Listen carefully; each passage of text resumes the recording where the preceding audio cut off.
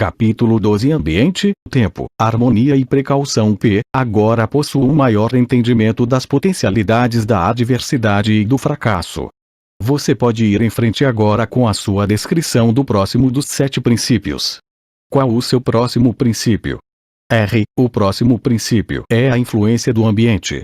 P. Vá em frente e descreva o princípio de como funcionam as influências do meio como fatores determinantes nos destinos humanos. R. O ambiente, ou o meio, como também pode ser chamado, consiste de todas as forças mentais, espirituais e físicas, que afetam e influenciam os seres humanos.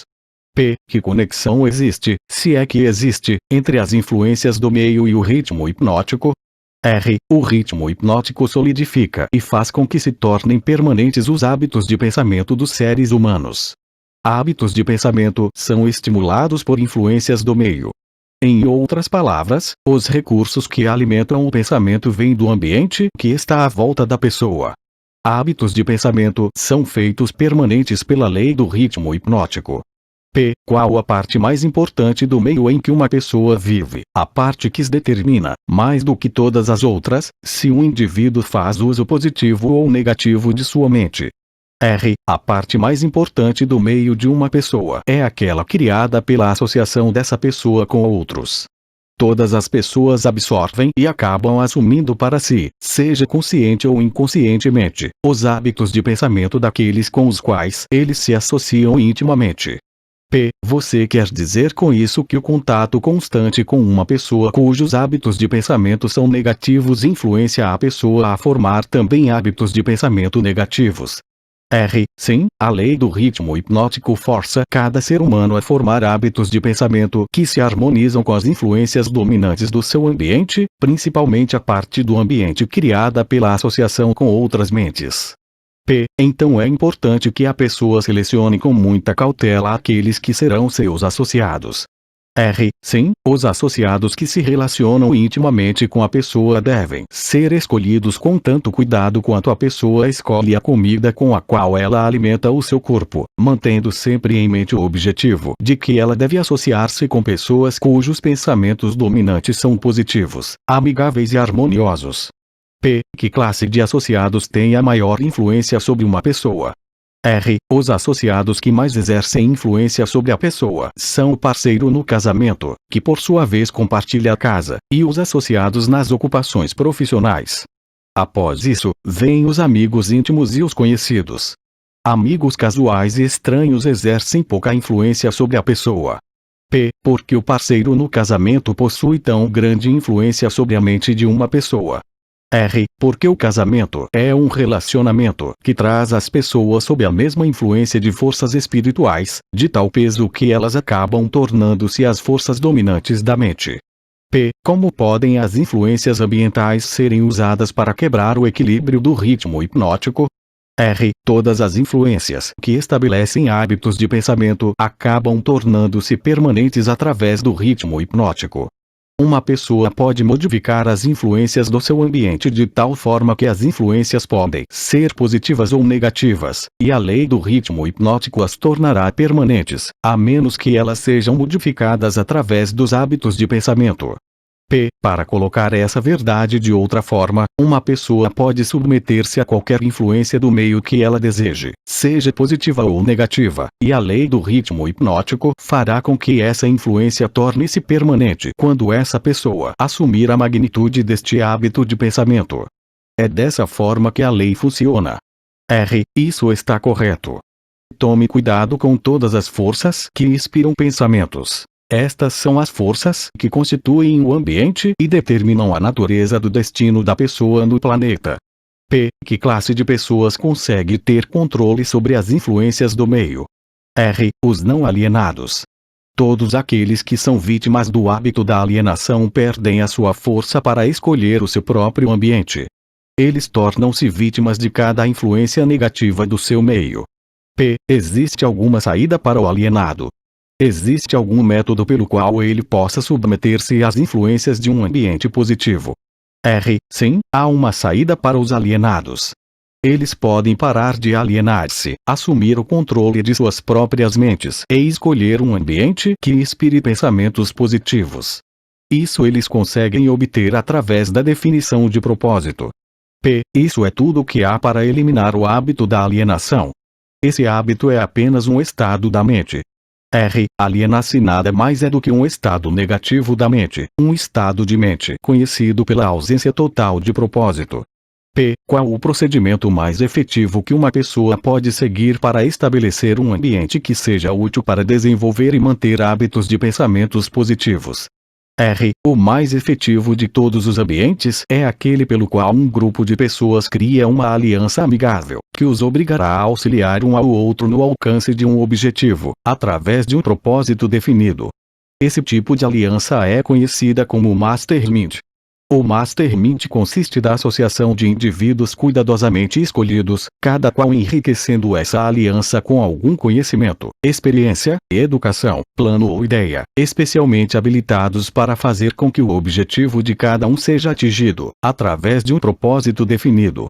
Os líderes mais bem-sucedidos, em todos os momentos da vida, buscam o auxílio desse tipo de influência do meio, feita especialmente para servi-los. Realizações fantásticas são impossíveis sem a cooperação amigável de outros. Para colocar a verdade de outra forma, pessoas bem-sucedidas devem controlar o seu ambiente, garantindo, assim, manter total controle contra a influência das forças negativas do meio. P. A responsabilidade que as pessoas possuem com seus parentes faz com que seja impossível para elas evitar a influência de um ambiente negativo. R. Nenhum ser humano deve a outro ser humano qualquer grau de responsabilidade que possa roubar o seu privilégio de construir os seus hábitos de pensamento em um meio positivo.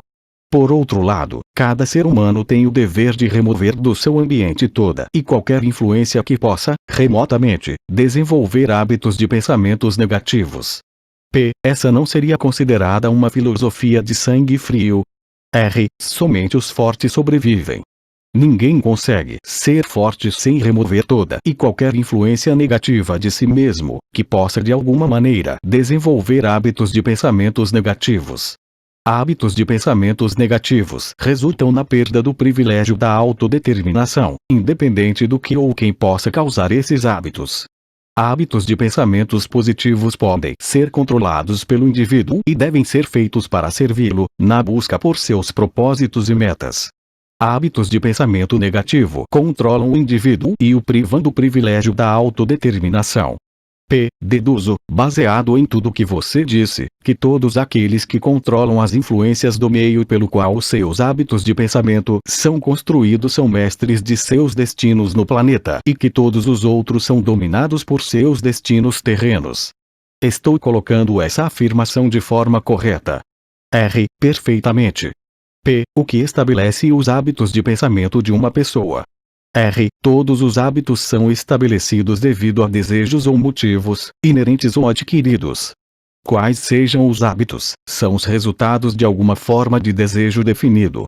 P. O que ocorre com o cérebro físico enquanto uma pessoa está formando hábitos de pensamento. R. Os desejos são impulsos de energia organizados, chamados de pensamentos.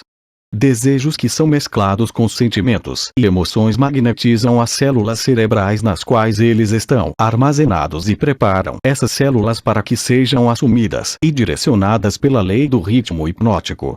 Quando qualquer pensamento aparece no cérebro, ou é criado lá, e é misturado com os sentimentos puros da emoção do desejo, a lei do ritmo hipnótico começa a agir e, de uma vez por todas, começa a traduzir isso no seu equivalente físico.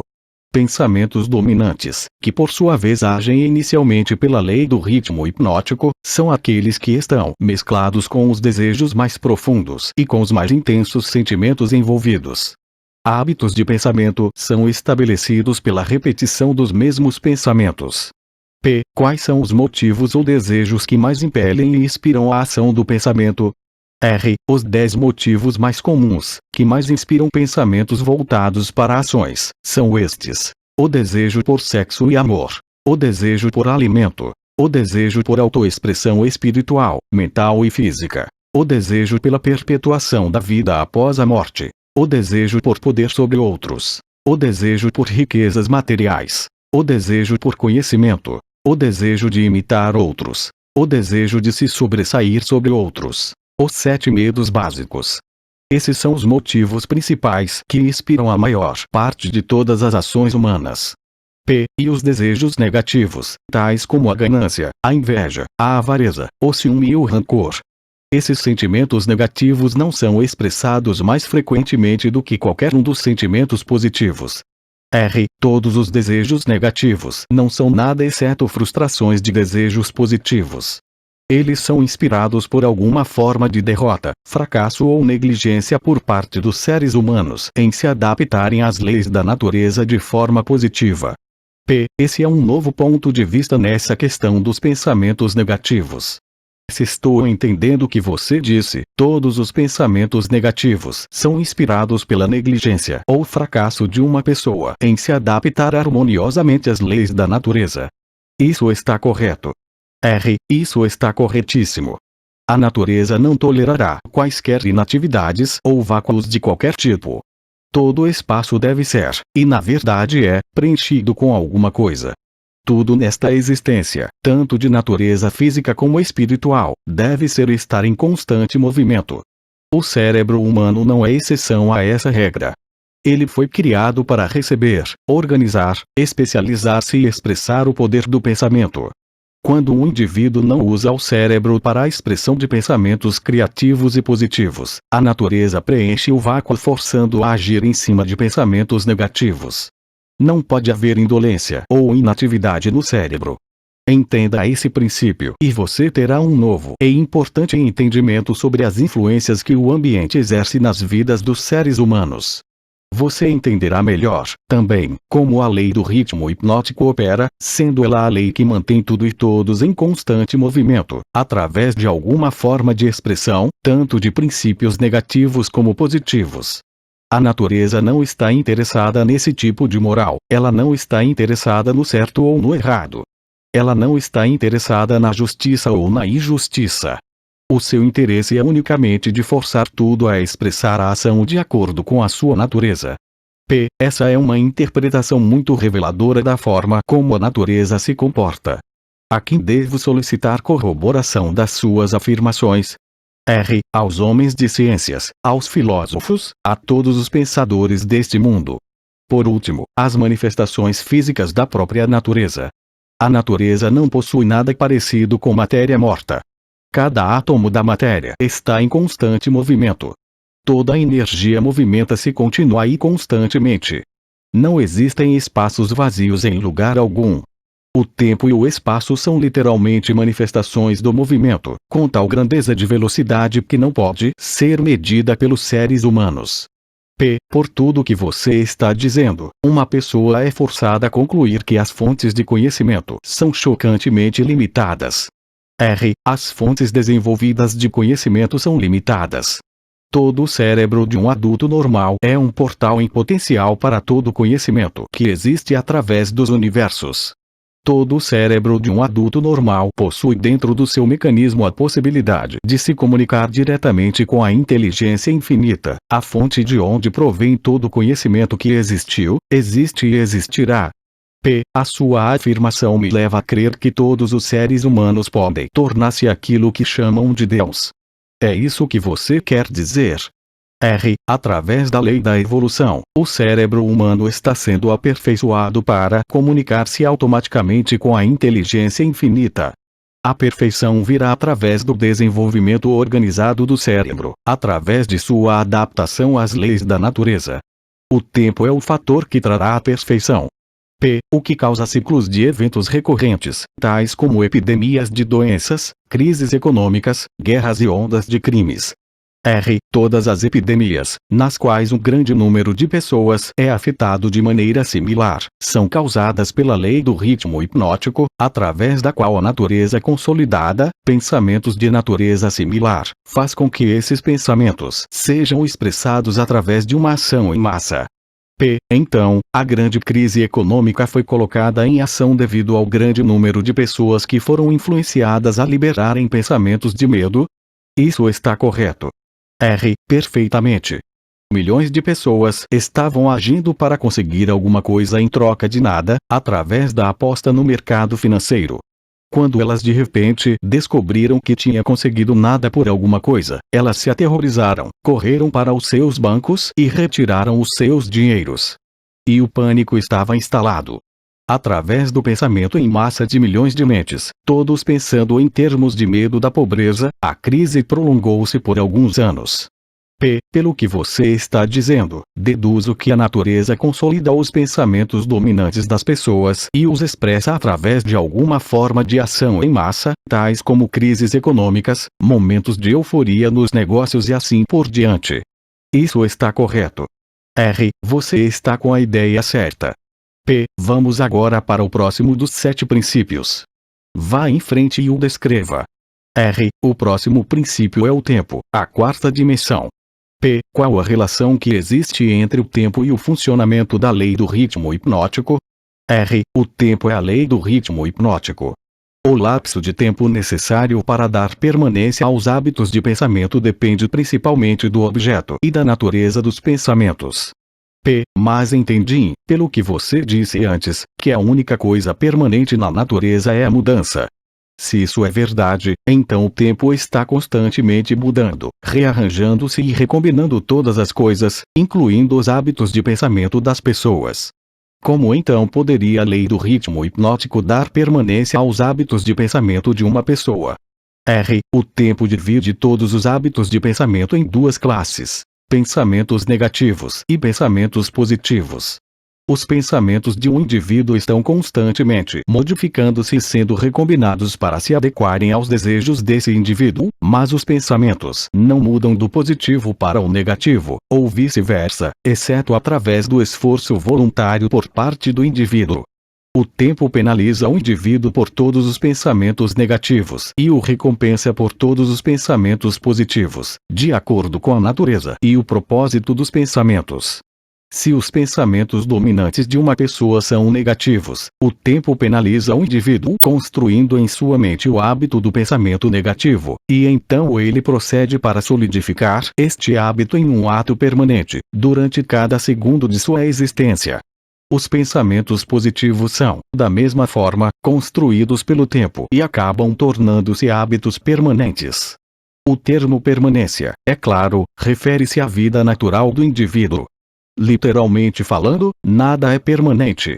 O tempo converte hábitos de pensamento naquilo que pode ser chamado permanência durante a vida do indivíduo. Agora possuo um entendimento melhor de como o tempo trabalha. Quais outras características possui o tempo em conexão com o destino dos seres humanos na Terra? O tempo é o tempero que influencia a natureza, através do qual as experiências humanas podem ser amadurecidas em sabedoria. As pessoas não nascem com sabedoria, mas elas nascem com a capacidade de pensar e podem, através do lapso do tempo, chegar à sabedoria pelos seus pensamentos. Os jovens possuem sabedoria. Somente em assuntos elementares. A sabedoria vem somente com o tempo. Ela não pode ser herdada e não pode ser transferida de uma pessoa para outra, exceto através do lapso do tempo. O passar do tempo pode forçar um indivíduo a adquirir sabedoria. Não. A sabedoria vem somente para os não alienados, que formam hábitos de pensamento positivos, como uma força dominante em suas vidas. Os alienados e todos aqueles cujos pensamentos dominantes são negativos nunca adquirem sabedoria, exceto de coisas elementares. Pelo que você está dizendo, entendo que o tempo é amigo da pessoa que treina sua mente a seguir padrões de pensamentos positivos, inimigo da pessoa que se aliena em hábitos de pensamentos negativos. Isso está correto. Isso é precisamente verdadeiro. Todas as pessoas podem ser classificadas como alienadas ou não alienadas. Alienadas estão sempre à mercê das não alienadas, e o tempo faz com que essa relação seja permanente. Você quer dizer que, se eu me alienar ao longo da minha vida, sem propósito ou objetivo definido, o não alienado pode tornar-se meu mestre, e o tempo serve somente para dar ao não alienado uma vantagem mais forte e mais permanente sobre mim? Corretamente. O que é a sabedoria? A sabedoria é a habilidade de relacionar-se com as leis da natureza, de tal forma que elas possam servir a você, e a habilidade de relacionar-se com outras pessoas, de tal forma que você possa ganhar a cooperação harmoniosa e consciente dessas pessoas, para ajudarem você a conseguir qualquer coisa que queira da vida. Então, conhecimento acumulado não é sabedoria. Céus, não. Se conhecimento fosse sabedoria, as realizações da ciência não seriam convertidas em instrumentos de destruição. O que é necessário para converter conhecimento em sabedoria?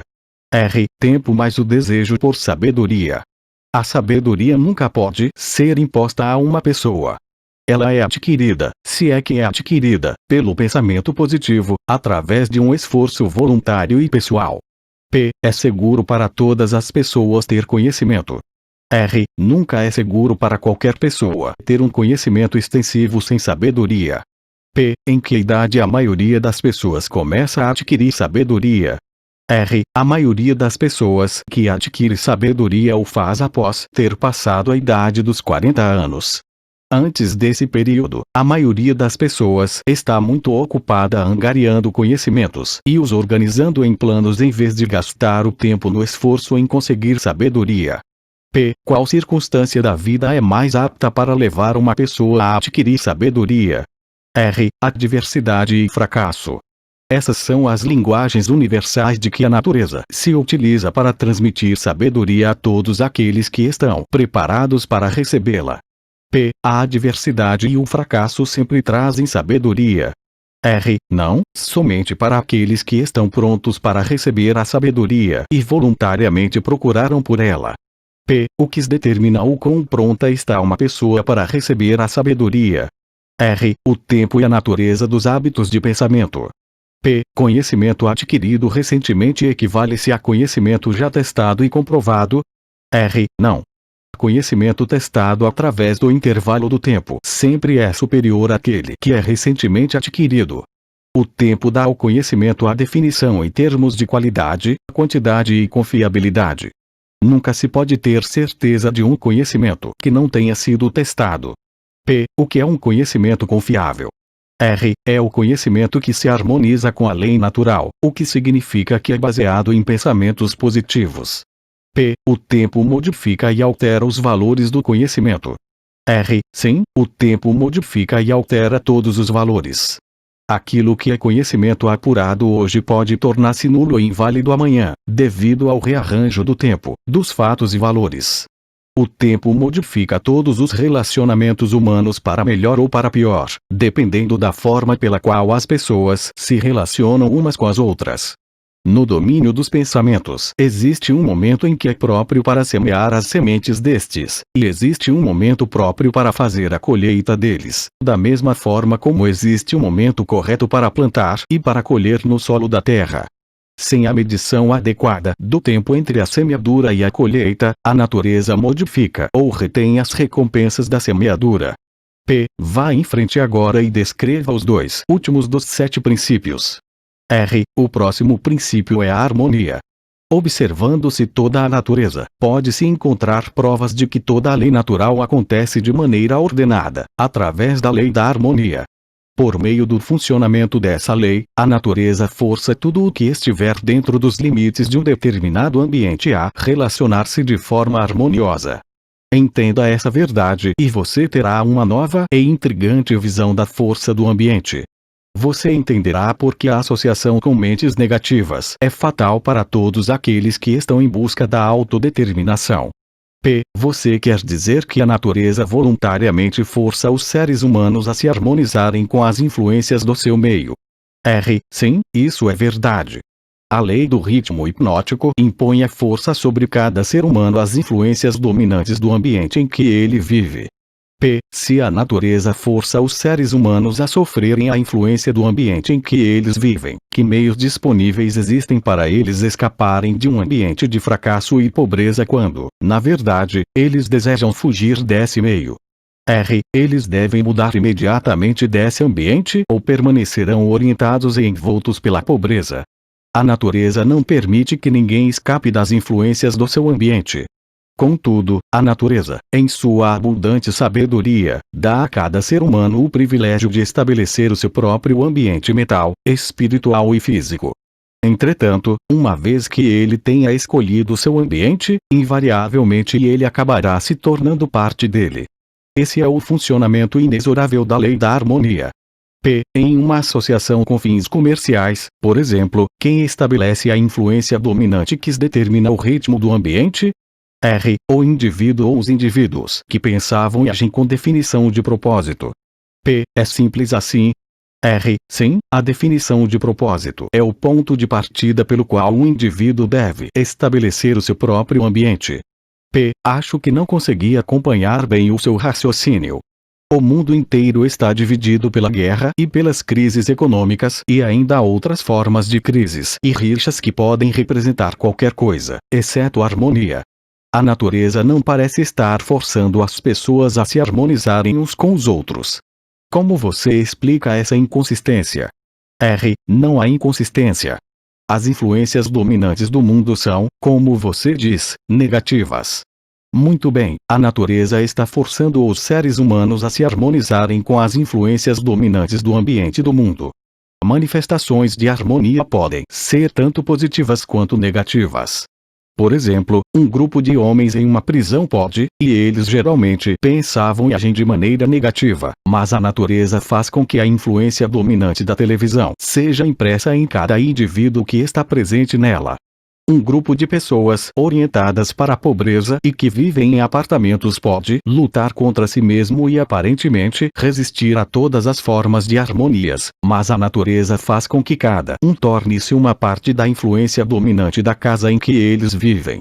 A harmonia, da forma como o seu significado está sendo utilizado aqui, quer dizer que a natureza interrelaciona todas as coisas que são similares através de todos os universos. As influências negativas são forçadas a associarem-se umas com as outras, não importando onde elas possam estar. As influências positivas são, tanto quanto as negativas, definitivamente forçadas a associarem-se umas com as outras. Estou começando a entender por que líderes de negócios bem-sucedidos são tão cuidadosos na escolha de seus associados. Homens bem-sucedidos em quaisquer ramos geralmente estabelecem o seu próprio ambiente cercando-se de pessoas que pensavam e agem em termos de sucesso. Essa é a ideia. Essa é exatamente a ideia. Observe com atenção que a única coisa que os homens bem-sucedidos exigem é que a harmonia impere entre os seus associados. Outra característica de pessoas bem-sucedidas é que elas se movimentam com definição de propósito e insistem para que os seus associados façam o mesmo. Entenda essas duas verdades e você entenderá a diferença que existe entre um Henry Ford e um trabalhador comum. Agora me fale sobre o último dos 7 princípios. O último princípio é a cautela. Próximo ao hábito de alienar-se, a característica humana mais perigosa é a falta de cautela.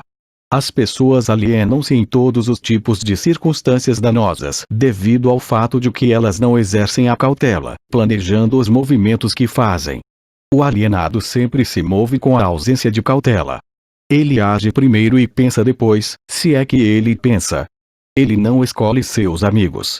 Ele aliena-se e permite que pessoas se liguem a ele nos seus próprios termos. Ele não escolhe uma ocupação.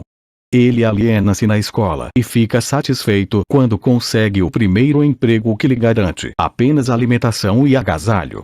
Ele convida as pessoas a enganá-lo nos negócios pelo fato de não se informar das regras do negócio. Ele convida a doença, negligenciando informar-se das regras para ter uma saúde perfeita.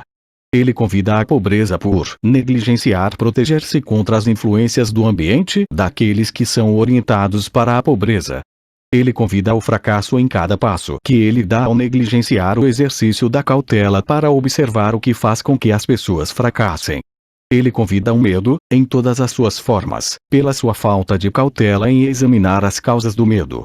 Ele fracassa no casamento porque ele negligencia usar a cautela na escolha de sua parceira, e ele usa ainda menos cautela nos seus métodos de relacionar-se com ela após o casamento. Ele perde os seus amigos ou os converte em inimigos, devido à sua falta de cautela em relacionar-se com eles de maneira adequada. P. A cautela está faltando para todas as pessoas. R. Não. Somente para aquelas pessoas que adquiriram o hábito da alienação. O não alienado sempre age com cautela. Ele cuidadosamente pensa em todos os passos dos seus planos antes de começá-los. Ele abre precedentes para as fragilidades humanas dos seus associados e planeja antecipadamente como resolvê-los. Se ele enviar um mensageiro em uma missão importante, ele manda a alguma outra pessoa para ter certeza de que o mensageiro cumpriu a sua missão. Então, ele verifica ambos para ter certeza de que os seus desejos foram cuidadosamente cumpridos. Ele cuida de todos os detalhes, mesmo daqueles que parecem sem importância, e utiliza a cautela como meio de garantir o seu sucesso. P. A cautela excessiva não é tão prejudicial quanto a falta de cautela. R. O que você chama de cautela excessiva, na verdade, é uma expressão do medo. Medo e cautela são duas coisas totalmente diferentes. P. As pessoas não se enganam confundindo medo por cautela excessiva. R. Sim, isso algumas vezes acontece, mas a maioria das pessoas criam para si mesmas muito mais desastres e situações danosas para suas vidas pela total falta do hábito da cautela do que pelo excesso desta. P. Qual a forma mais vantajosa de se utilizar a cautela? R. Na seleção dos associados e nos métodos de relacionar-se com estes. A razão para isso é óbvia. Os associados constituem a parte mais importante do ambiente de uma pessoa, e as influências do ambiente determinam se a pessoa forma o hábito de alienar-se ou se ela se torna um não alienado. A pessoa que exercita a cautela na escolha dos seus associados nunca se permite estar intimamente associada com qualquer pessoa que não traga para ela, através da associação, alguma forma definida de benefício mental, espiritual ou econômico. P. Esse método de escolher associados não seria egoísta. R. É um método sensível e que leva para a autodeterminação. É o desejo de qualquer pessoa normal encontrar sucesso material e felicidade. Nada contribui mais para o sucesso e a felicidade de uma pessoa do que a escolha cuidadosa de seus associados. A cautela na seleção dos associados torna-se, por isso, a missão de toda pessoa que queira tornar-se feliz e bem-sucedida. O alienado permite que seus associados mais próximos liguem-se a ele considerando os próprios termos deles. O não alienado cuidadosamente escolhe os seus associados e não permite que ninguém se torne intimamente associado a ele sem que contribua com alguma forma de influência útil ou benéfica.